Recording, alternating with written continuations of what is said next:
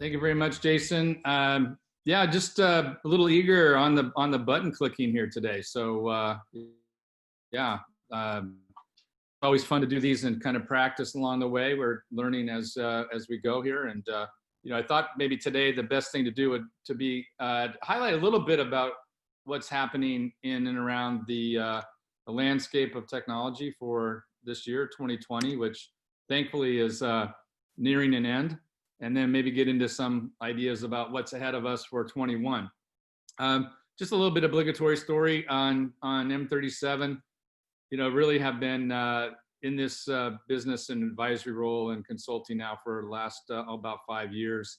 And having been really a CIO and a CTO most of my career, it's been great to contribute back to the team. And I've been very blessed to have a lot of good allies out there in the world that listen and talk to and really evolve that line of thinking. So this company of mine that I started up, we've been able to work with quite a bit of strategic customers around the world, and like many of you, just having on the buy side, it really teaches you a lot about what's going on as new technologies emerge and as we start to spend time and money and effort.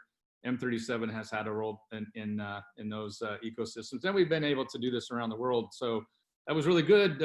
While frequent flyer miles were plentiful, but not so much this year. So we're kind of locked down and doing these worldwide from here. So today, what we would do is get into a little bit of discussion, and been basing a lot of my findings and learnings really by talking to people out in the real world. We've been doing these roundtables now for a couple of years, and even during COVID times, we've been doing them virtually. Certainly here, I live in Texas, in Austin, Texas. Things have been a little bit more open in Texas. And so I've actually had a little bit more interactions with people lately. So that's been actually really great. Go out and actually have a steak dinner and talk to people, face mask to face mask kind of thing. So what we've been going around and still curating a lot of what's happening to try to really understand what the movements are. I personally sit on several boards of advisors, and that's helpful. And today I thought, just looking at the agenda, just to kind of expand on something that we've used a lot during our time with Nutanix, is sort of like, what are the top themes or top points, and kind of pivot those in around what's happening in the market today. So that being said, let me dive right into this and kind of get through a top 10 list, if you will. So really what I thought is, like, what are the pain points and the top challenges of 2020? And really, are we going to see the same things unfolding in 21? And I don't know. I mean, that's sort of a little bit of the thesis, and certainly we'll leave enough time later on during this session to hear from you and maybe some quick Q&A on your thoughts. But number one for me, still reigning supreme, really is security. It's fascinating to see just how much security is maintaining itself in the top agenda for CIOs and the relationships inside of the organizations.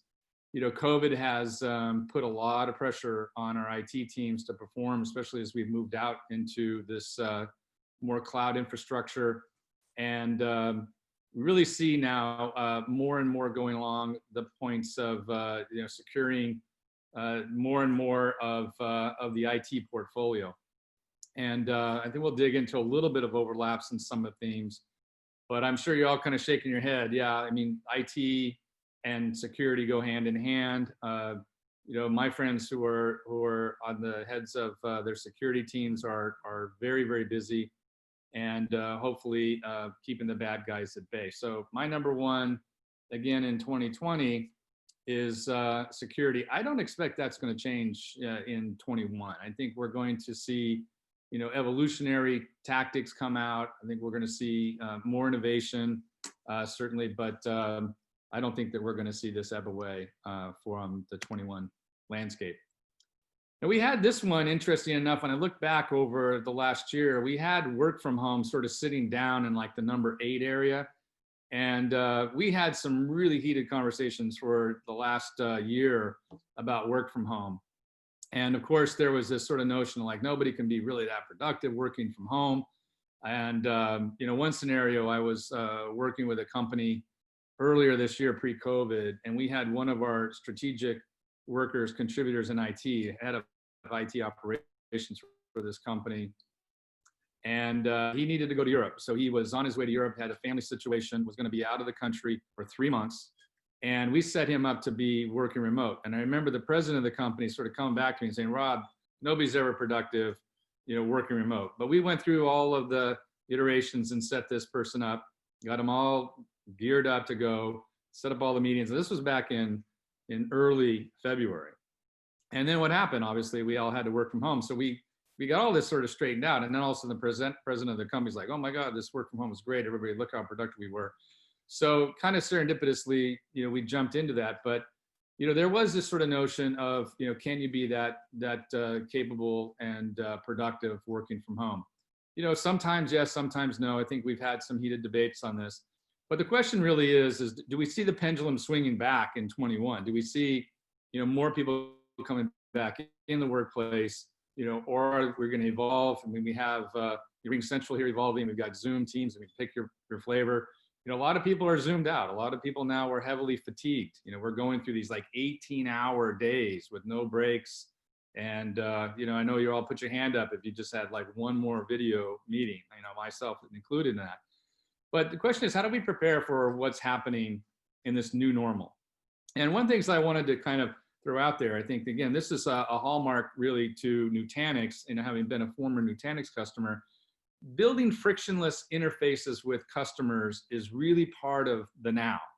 And, you know, when you see what like the Nutanix, like collapsing the teams, doing more with less, being very aggressive there, to me, that's sort of been really the new norm. And customers now are sort of demanding this frictionless interface. We see that with frictionless work in terms of DevOps and the IT space. We see like all this kind of happening the way that we now are buying produce and product from the market. We're all stuck at home. Frictionless buying is now the norm.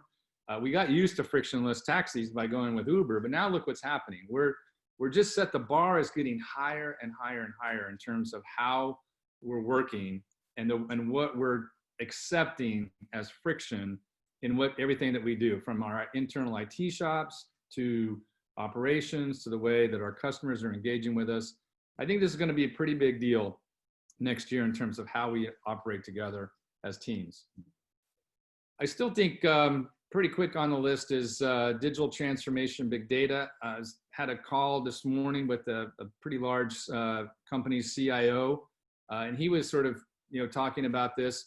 I mean, here's a CIO that just started in the year.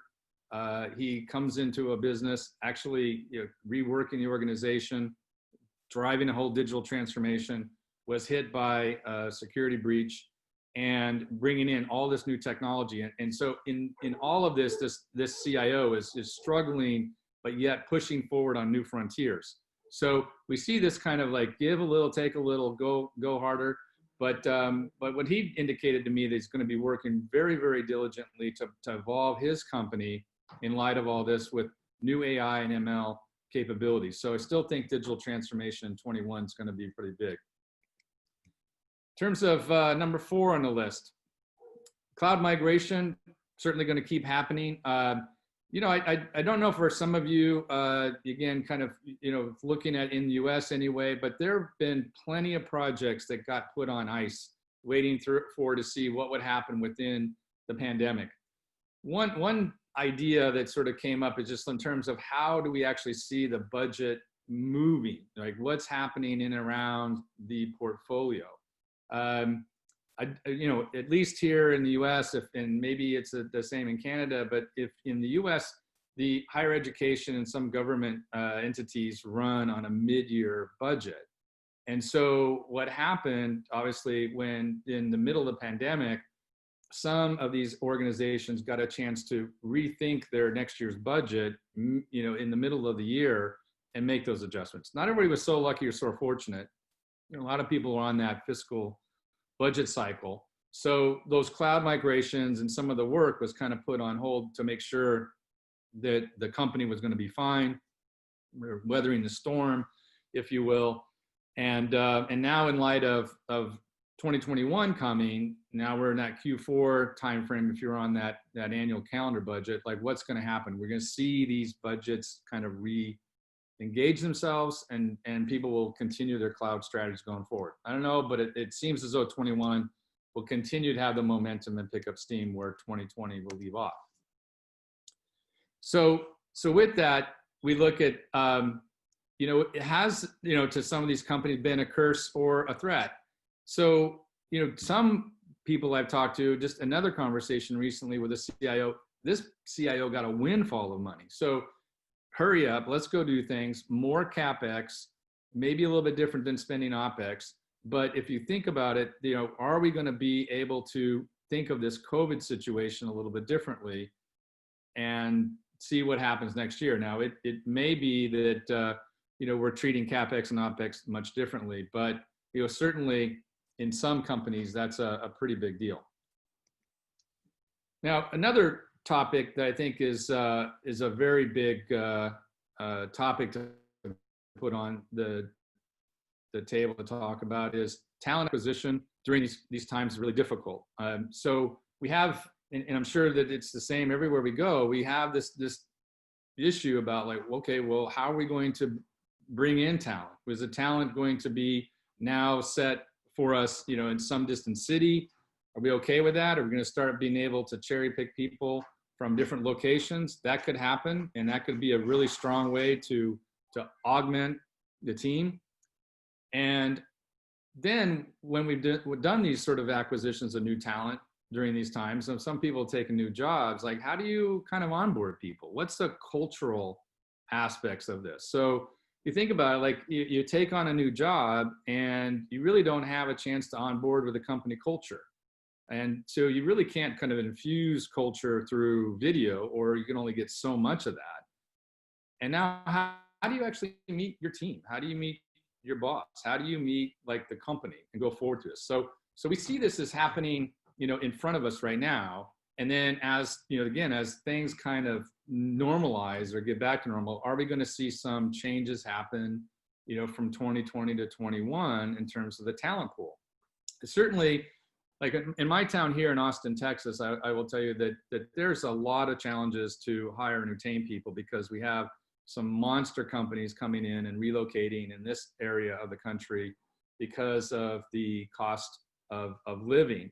And so in some areas, maybe north of our border in Canada, you guys may be seeing some of that happen too, where, in some areas of the country are stronger than others and you're able to move around. So I think also we're going to have this increased challenge of diversity. And will this remote service of ours now challenge us to, in terms of having the diverse talent pool? So this one I linger on because I think it's really important, kind of setting up us all for success in this talent and doing more with less. Again, I think that when you think about how IT has worked and how we have succeeded in this, is because we build these teams that work really well together. And you guys all have an extreme challenge of doing that in the future. So hats off to you for carrying that through 2020. It'll be really interesting to see what happens in 21. Number 7 up is governance and compliance, and still, huge issue. We got to lock down everything now, and certainly you don't really know where the bad guys are lingering around the corner. But we have this, big issue still, I think, where IT and the technology teams are moving very deliberately because they're trying to find ways of ensuring that they're covering all the governance and compliance bases. I think this has gotten even more difficult as we've gone through the pandemic and pushed people out. Shadow IT, kind of what is 2020's version of shadow IT? I don't know. I'd really like to talk to you all about that, because to me, like how we stand things up now, the way that we used to put in controls has been challenged. And when I've talked to some security teams, and I've gone into some projects recently, one of the big issues aren't the main suppliers, but the secondary and tertiary suppliers. How do you lock down those teams, and how do you lock down the data, and how do you kind of transfer that data over nicely? Certainly, another area that's come up quite a bit, possibly slowed down in 2020, are mergers and acquisitions, or assimilation of other companies or teams. That comes along with a huge amount of problems, as well as a lot of shadow IT and companies sort of dealing with other issues coming up. So I think we're going to have to deal with this whole governance and compliance issue in 21 even more so than we saw in 20, because I think some of these things are kind of pent up from this year. Quickly to number 8, Internet of Things, 5G. Heard about it. I mean, coming from the wireless industry, if I see another 5G commercial, I'm gonna go, wow, too much. But 5G is here and it's coming, and there's a reason that we're seeing so much of this advertising, because it's going to bring our businesses a higher level of performance and capability across networks that we assume to be there. Let's face it, these carriers came on pretty strong during the pandemic. They were able to satisfy a lot of the needs. Certainly, the internet at home is being besieged and cluttered. I mean, I've got kids at home now on the network, beating the crud out of my printer apparently right now during this presentation. And that's kind of the new norm, right? We're at home and everybody's on the same internet connection. Carriers are pushing up, and the edge is going to become more important. Pushing more technology to the edge is going to be more work, more cloud migrations, more of this hyperconvergence is going to happen, because we're going to be needing more and more of this bandwidth, and we're just going to consume it. If anything, the pandemic has taught me is that my network speed with my high schoolers at home was no match for what I thought they would actually go and do. And then on top of that, we got visitors that come now, every once in a while and jump on. Like my mother-in-law will come on and she'll, jump on and she'll start doing her stuff. And, during the school hours, we're trying to have to, knock everything off to just the vital few. But, look, we're going to be in the middle of this 5G revolution coming, IoT, it is here, and we're going to see more and more rise of that with smart cities, smart universities, smart cars. I mean, just the plethora of devices that we'll be connecting will be staggering. So I'm looking forward to that myself. I think it's just going to create an awful lot of great technology for us to consume.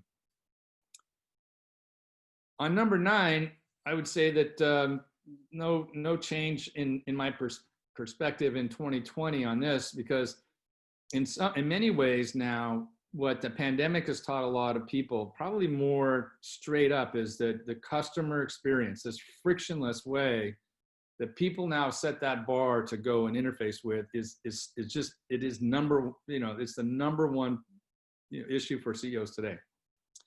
So for us, it's in our world, it's empowerment and enablement of these core technologies that allow customers to interact with us frictionlessly. And it really, I would say, it wouldn't matter what sector you're in. You can actually find all these places where customers are finding it hard to do business with us. And the way that we have to get through that, I think, is going to be really paramount. The 2020, this pandemic, what it taught me, like working from home and just consuming, if I could find ways of not leaving my front door, or not having my family be put in harm's way in any way, shape, or form, or the businesses that I'm consulting or advising, I'm going to go after those. I'm sure you were all the same way. So we've now been kind of pushed into this incredible world where if a customer isn't being taken care of, whether you're a student of a university, whether you're a citizen of a government, or whether you're buying groceries or you're consuming cloud services, it's got to be frictionless. It's got to be easy to use, and it's got to be a way that you can interact so that you're not choosing something else. I still think this is going to be a number one priority for us in IT for 2021. It's just going to be an all-out slugfest against us and our competitor of who actually can engage that customer in a way that they want to be engaged with. So I imagine that we're all thinking right now, like, okay, what does this mean for me? What does this mean for my executive team? How do we cope with this? Yeah, I think this is going to be something that's going to be continually on our agenda for next year.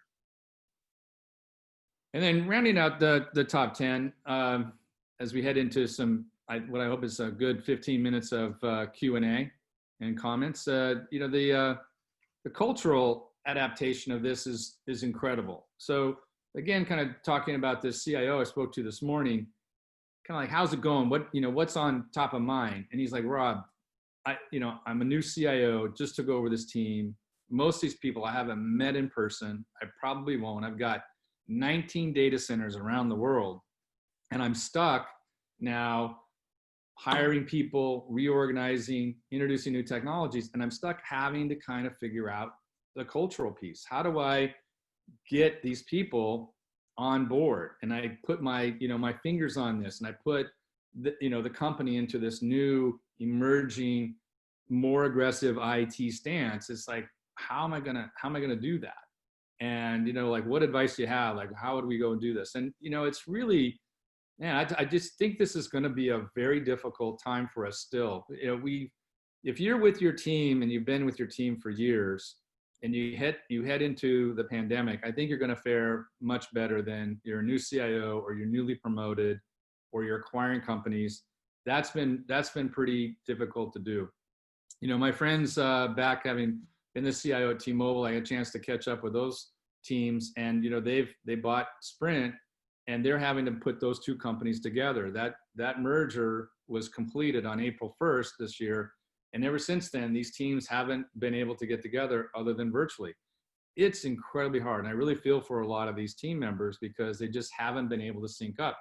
And on top of that, they're in one of the heaviest, kind of warfares going on in history in the wireless communication space here in the US, and a little bit, as similar, up in Canada with the companies that are really trying to promote and push the frontier for broadband and for communication. So I do think that the CIO role is going to have to evolve. I think overall we're going to see more transitions, more pressure on us in IT to innovate and yet also stay the course, be steady, contribute to the strategy of our organizations, and in light of all that, keep a workforce, growing and moving and energized, when we know that people are getting 12 hours straight of video calls, not much breaks, and not really a great balance of personal and business.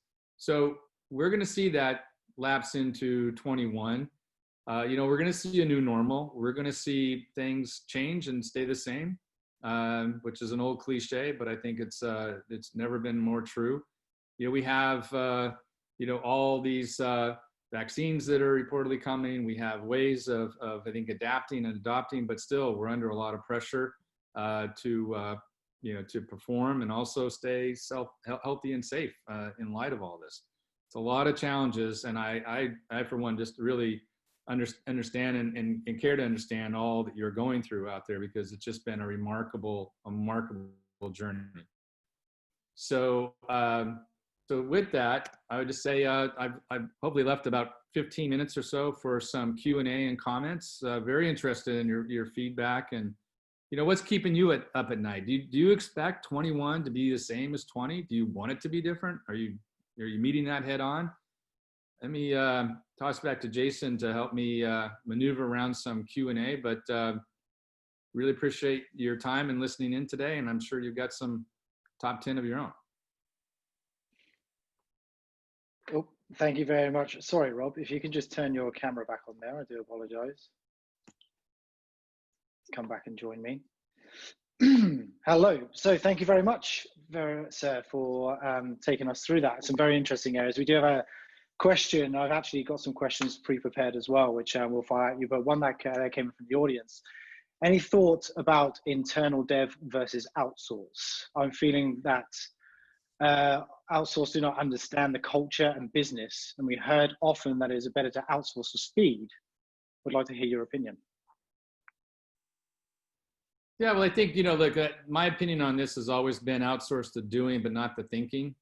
And, when you reach these levels of thresholds where you have so much you can go and do, I think it's just a matter of really picking your core competencies. There's certainly a lot of great companies that you can partner with to outsource, and various components of the portfolio where you need to get speed and agility.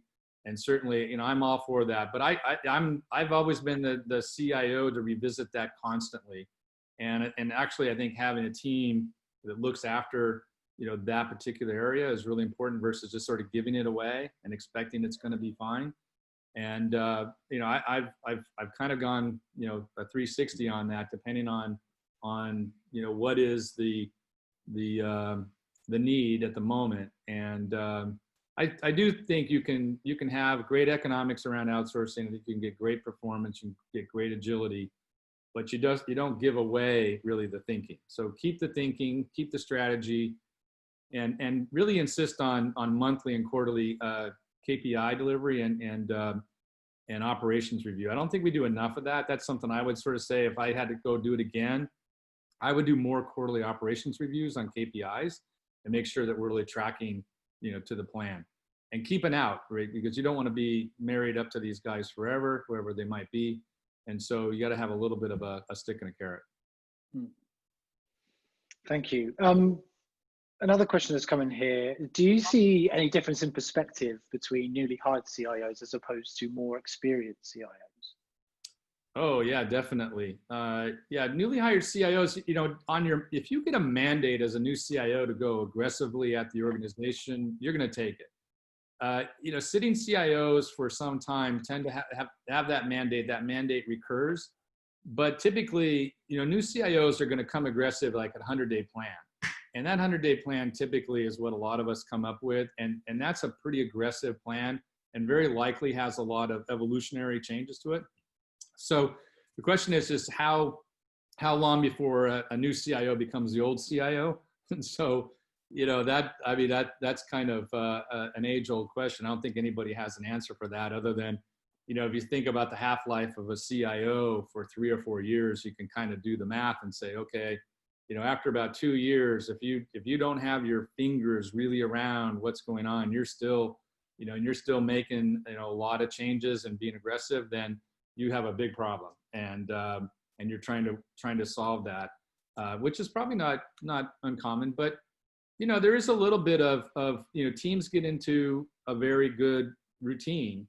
And as long as that routine is going after the business objectives, then you're fine. But I would say new CIOs tend to be a little bit more aggressive. They're given a little bit more rein to do that. And you're kind of being hired to kind of be a hired gun. So yeah, I think there's a little bit of a difference there. Cool, thank you. Question I have for you, because you mentioned there about kind of like the 100-day plan.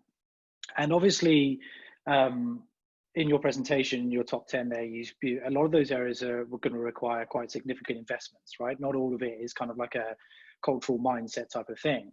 So of those priorities, which ones do you foresee having or the business pushing back most against?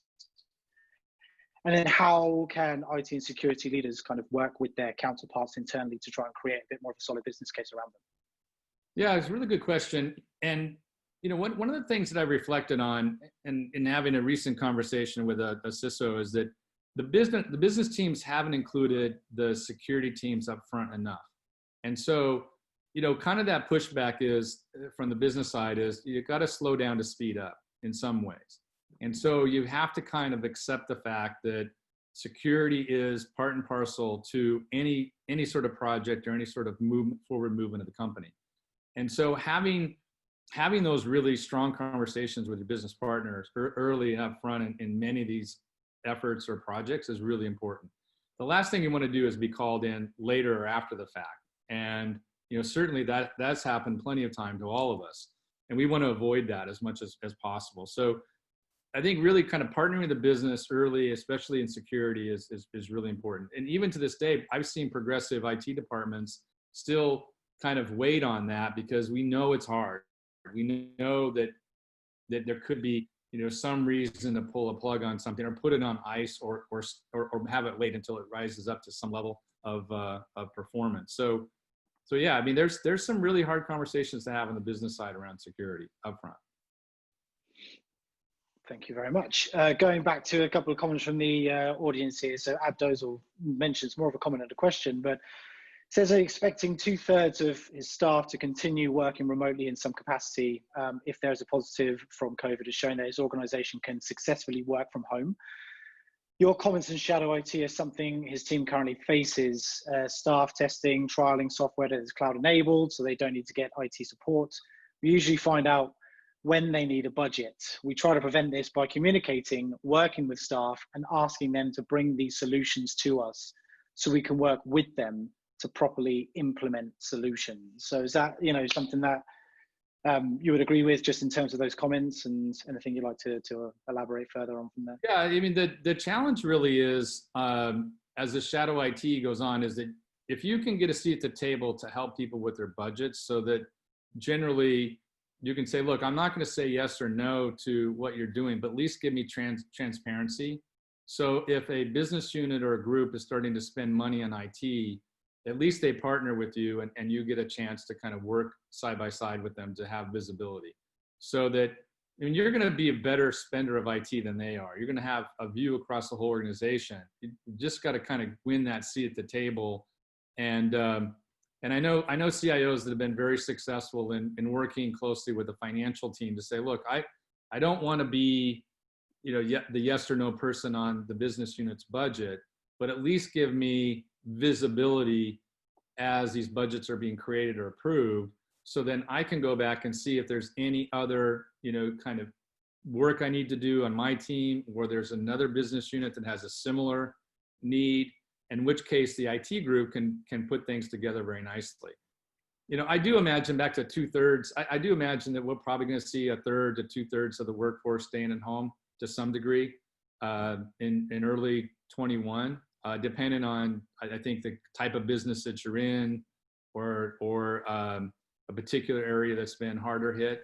Of course, depending on what happens with the vaccines and progression there. But look, in IT, we've always sought to get a seat at the table.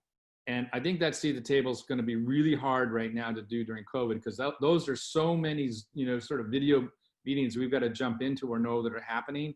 And it's much different than walking around the office and being pulled into an ad hoc meeting and being able to jump in as things are moving. We have a lot of challenges here ahead of us. We're going to have to be mindful of that, and work more, probably spend more time trying to figure out what's happening around our organization at a time that's really difficult. Yeah, well said. So looking at, obviously, again, some of the areas you touched upon, some of these more kind of like advanced technologies, things like 5G and AI, et cetera, et cetera. So when it comes to the infrastructure in place, and now obviously a heightened focus on the greater need for cloud, just want to touch a little bit on that, because we're going to be covering cloud quite extensively in our content tomorrow. Mm-hmm. Obviously in Canada, there's different challenges that they face as opposed to, down in the US. But how important is it to start really thinking about that strategy in order to embrace those new technologies coming along the line?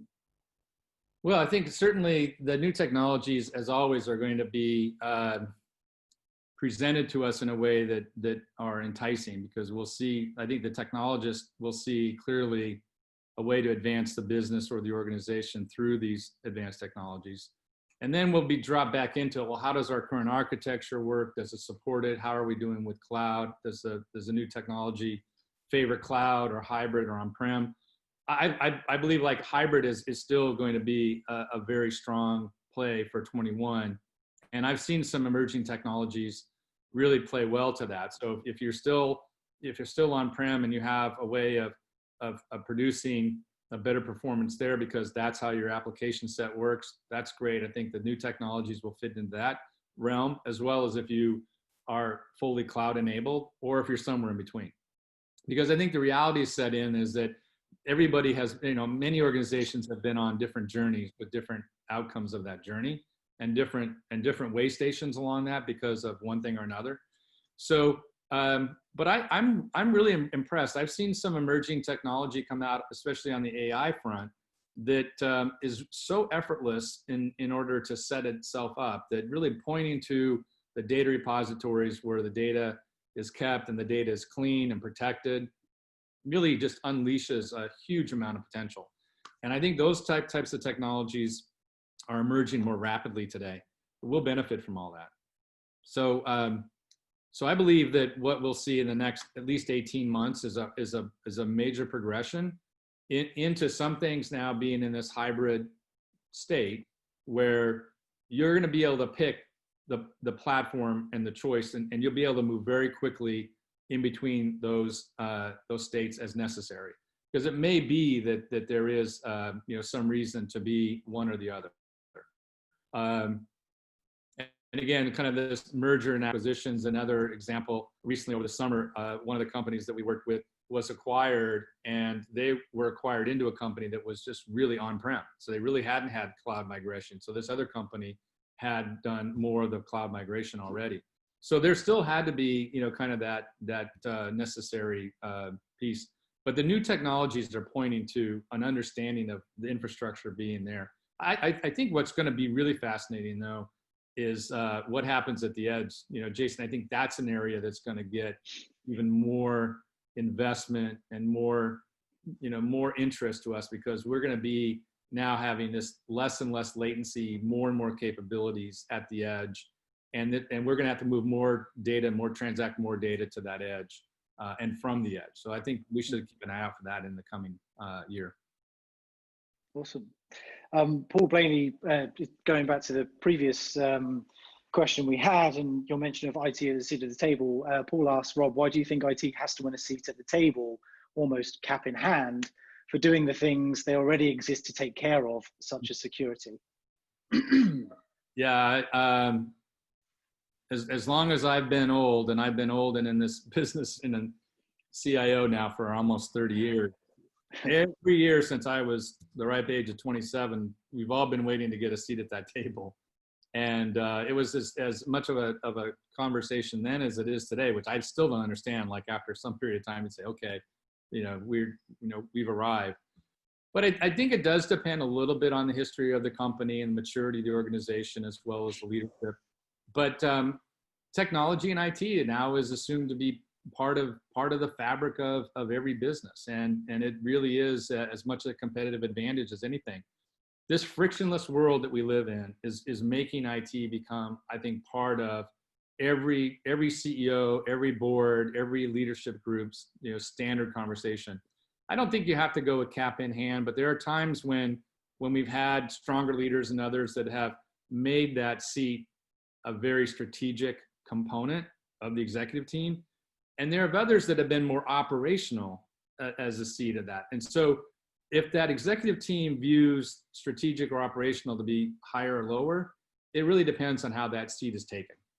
Sometimes it's a hybrid between somebody who's strategic and operational, which is great.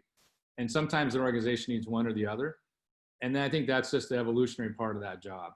But clearly today, I've seen more CIOs evolve to becoming COOs recently. I say that's a phenomenon I've actually been very happy to see, is a progression of this job to becoming a COO of the company, because IT people see the operational aspects of the business from the ground up. We create it, we embody it, promote it, and I think that's a definite seat at the table. And I think it's a great aspirational job for any CIO to head in that direction and be part of the operating team of the institution. No, that's very interesting. Very interesting perspective. Obviously, you've seen the CIOs in some cases transitioning to CEOs, and then there's been a couple of recent cases actually. I can't remember the gentleman out of Calgary, but Richard Hanna, I believe, became CEO of an organization recently, who was a prior CIO. So that's happened. COO, very interesting perspective there. So thank you. Another quick comment from the audience here as well. Moses L says some excellent points and observations. One challenge I'm having is the realizations of how poor communicators the average technical programmers are, now that we are forced to exchange predominantly in email and disjointed virtual meetings. Yikes. I just say yikes. I mean, oh man, we're not the most effervescent group ever, right? Or the most charming, but we certainly know how to put all the pieces together so that, everyone can communicate. It really has put a lot of pressure on us to learn new ways of communicating and figuring out like how to present ourselves and our ideas. You know, a lot of us could hide. You know, I know how that's been too. Is that you get in these meetings and you don't necessarily have to talk. And if there's 20 or 15 people in a conference room, the dynamics of that are much different than if you're looking at Brady Bunch pictures and, you know, everybody sort of knows that you do something, and then, you know, you can even click a dumb button and start a meeting before you even know you're going to do it, like I did. So you're like, yeah, you don't, like, you know, I'm spending all my time on Teams, and then I have to learn Zoom, and then, you know, it's, you know, a different tool. And, you know, so we're getting challenged, I think, and just in terms of how we talk, how we communicate, what we do in our free time, how we learn, right? And these kinds of conferences that we're doing are so important. And again, you know, Nutanix has done a great job, in my opinion, as a former customer and somebody who does these, you know, from time to time. You know, having the courage to bring people together in this kind of a forum is really challenging, because there's no script. Like, we're doing this live, we're trying to make this all go, and then the IT people could be thrown in the middle of a security issue, and all of a sudden now the CEO of the company is listening in, and, you know, that person would have never come down the hall to the IT shop before and gone to the conference room. It's so bloody easy now just to come and jump into a Zoom meeting. It's like, you know, you never know who's going to show up. You know, you got barking dogs, you got barking mother-in-laws, you got barking significant others, you got trains going by. I mean, it's like, wow, you know, how do we keep our wits about us? And I just say, look, everybody, this will pass. We'll look back on this and we'll say, oh my goodness, look what we did, look what we achieved. And the technology team, I'll say this out loud to all of you, that your companies, your organizations, your firms, right, your entities couldn't do this without you. Like, you guys have all, like, when you read about what's happened this year, as hard as it's been, IT has made this happen. And we've been able to withstand this pandemic because we've been able to withstand it, and we've been able to put things in place and kept everything as secure as possible, knowing the bad guys are they're salivating. They think we're going to let our guard down. They're coming at us now, right? And the business agenda has to continue. We have to continue to evolve and get better. And I'd give us all an A+. Look what we've done in just a short amount of time. Now, it can't go away fast enough, in my opinion, to go back to the way things kind of were. But y'all have done a great job, and you protected your companies, and you progressed, because, look, you know, the world didn't fall apart, and it won't, and we won't let it. Excellent. Well, fantastic point to close on. So thank you, everyone. On behalf of Sync and the attendees who have joined you in a virtual round of applause, thank you very much, Rob, for your time and your insight today.